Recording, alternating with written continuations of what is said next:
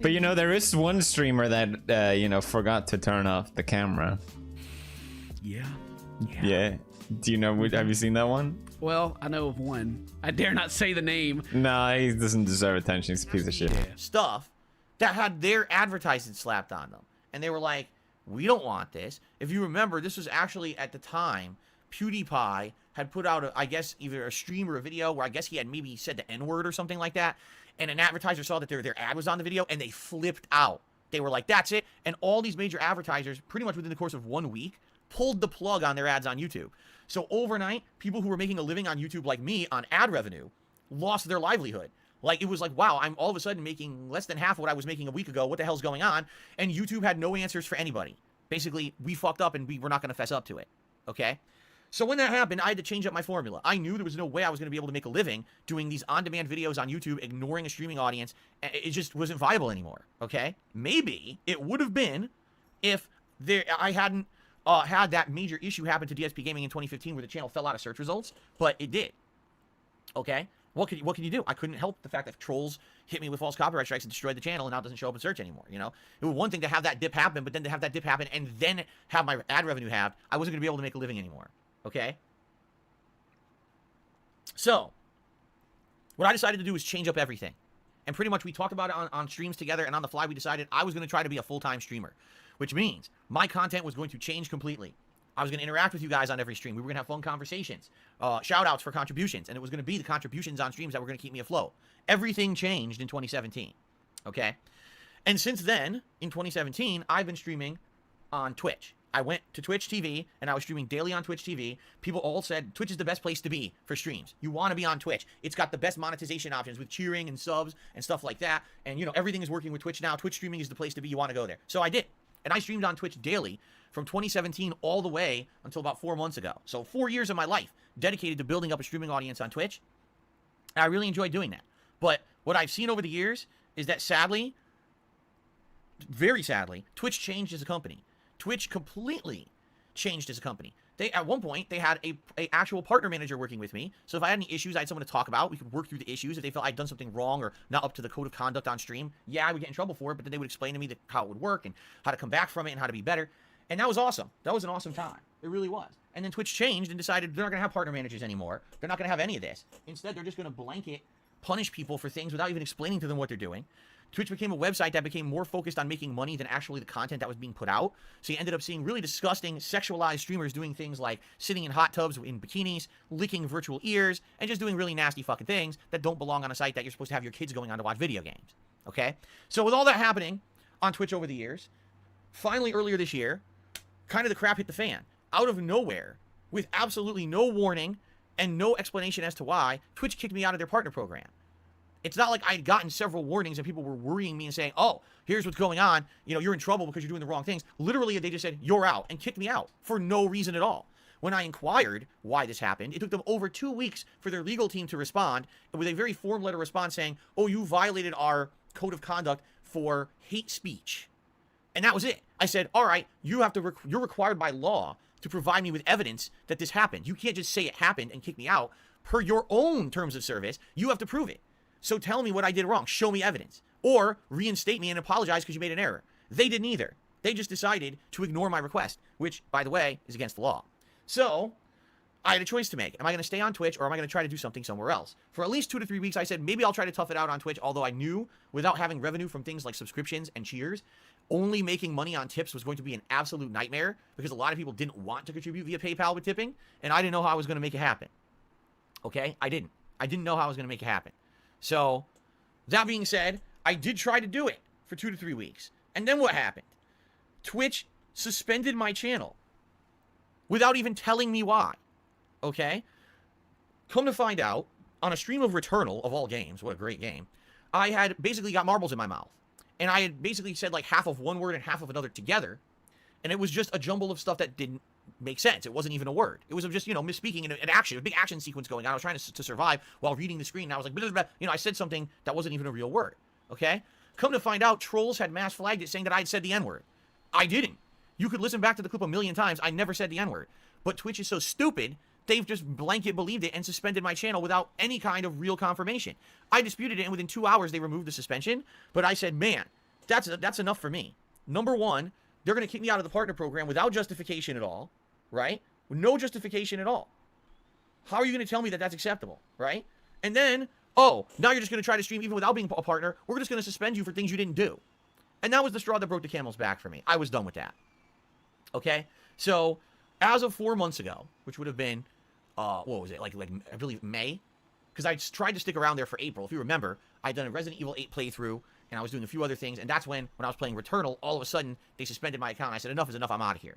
So I started on YouTube full-time about 4 months ago, all right? And first of all, let me just thank any of you who were here 4 months ago for that transition, because my God, it was not easy.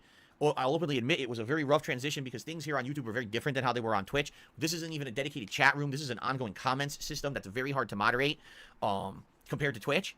And I didn't have the tools here that I had over on Twitch. We lost a lot of the awesome stuff that I had on Twitch, like the ability to do points, channel points for frequent viewership and being able to like wager those points on certain games, which is really fun. We lost that ability. I lost the ability to moderate the channel in ways that would stop trolling and stuff. So, essentially, it was a huge change. And I know that. And I want to say again, thank you to those of you who made the change with me, were willing to make the jump. We lost a lot of people. We absolutely did. We lost a lot of people along the way, guys. On Twitch, regularly on average had between 300 and 400 viewers. Here on YouTube, I average between maybe 200 to 300. So we lost 100 viewers daily on each stream that I do. We used to have 900 subs. I mean, let's be honest here, a lot of those were probably gifted. So even if you want to argue 300 were gifted, we still had around 600 subs on Twitch. Here I've barely gotten 300, not even. You see? So a lot of people didn't come along for the journey. And that's sad because that was 4 years of my life that I really worked hard to build a community that people enjoyed being a part of. And people told me they loved it. That what I had created on Twitch was something amazing and positive and fun. They got use and meaning out of it. And they were sad to see it go because Twitch treated me the way that they did. Okay? So it is what it is. But what I also want to say is thanks to those of you who jumped on when I started on YouTube. Because a lot of you have actually told me, I didn't watch you on Twitch for various reasons. A lot of people said the bandwidth over there was terrible. The bandwidth use of the videos and the streams, you couldn't even watch. You came over here and now everything's like, wow, I can actually see your videos and streams. Everything's good, right? So thank you to those of you who have been along the way with me here, okay? And I really appreciate the fact that you put up with the transition and the pains of doing that transition, okay? I know it wasn't easy, but just to give you some examples of some of the things that we got here that have definitely improved things since I came over. Number one, sub-only mode. For the first 2 to 3 weeks that I was on YouTube streaming, I didn't have control over the chat. People literally could come in and say whatever they wanted. They could make an account that impersonated anyone and could literally just come and spam the chat. We had days when we had 40 people with the same name coming in and all trolling. And the mods are going nuts, like, how the fuck do we control this, right? How do we do this? Because the moderation here on YouTube is not easy. It's actually much harder than it was to do on Twitch. So, yeah, it was like a nightmare for the first few weeks. And then all of a sudden, out of nowhere, I got sub-only mode, meaning you have to be subscribed to the channel for 24 hours to talk. I don't know why I got it, because apparently it's something that a lot of people have been asking for, but it never had been granted, and all of a sudden I got it out of nowhere. I don't know if it was just blind luck that YouTube gave it out to everyone on that day, or if they had heard my plights on my streams and wanted to help out, and someone willingly activated it on my channel, but my God, it was a godsend. Before then, you couldn't even talk in the chat. Literally, the entire chat was spammed insults and stupid shit. And now, we actually have, in my opinion, in the last 4 months, we've built a chat that's now actually better than the chat was on Twitch. Seriously.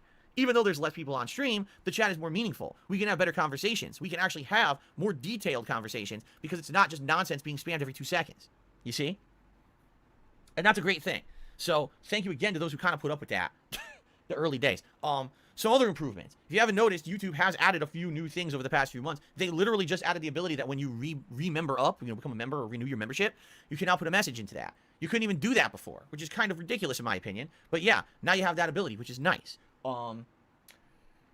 And what I'm hearing through the grapevine is that YouTube is essentially working on adding a lot of things to this that we had on Twitch that we lost, And it's a shame because, let's be honest here, if there was the ability to gift a membership, I guarantee you around this time of year, the busiest gaming time of the year, and essentially around Christmas, people probably would want to be generous with each other and gift memberships, and you can't do that on YouTube. That's a major shortcoming, for sure. That's a major shortcoming.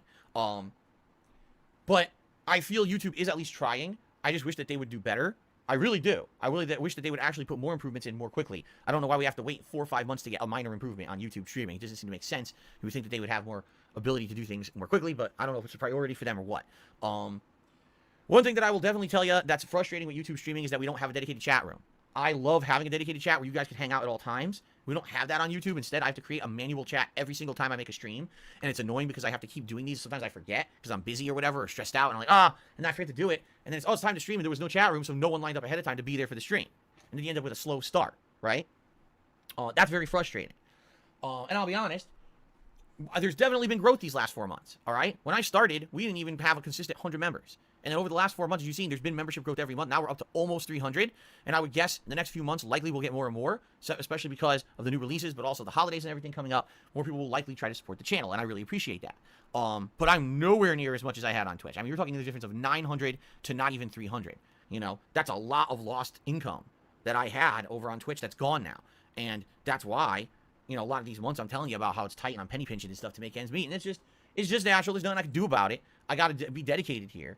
And I have to try to really be dedicated to not giving up and knowing that in time things will grow. It was the same thing on Twitch. When I became a full-time Twitch streamer, it was like night and day, because all the time up to then was like, well, Phil, you always made a living on YouTube ad revenue. There's no way I'm going out of my way to contribute to your stream, so I guess you're going out of business. And a lot of people were very negative like that when I became a full-time streamer. But then over time, things got better. People realized, oh man, things are actually really nice. Things are, with this interaction now that we're getting and everything, right? This is fun. This is different. It's social. It's actually personable. It's very interesting, right? And I definitely want to have that continue because it's so much better than the content Phil used to put out. So then people did start to support that kind of content. And now here I am over 4.5 years later, and this is what people want from me. They don't want me to do on-demand videos where I'm ignoring you guys. You guys want to hear me talk with you guys and have a good time every day, right? And I'm here for it. I'm down for that, man. I really am. So, in general, okay, in the last several months, some of the things that have positively happened here on the stream, number one, this channel, DSP Gaming, for the first time in years, actually saw subscriber growth.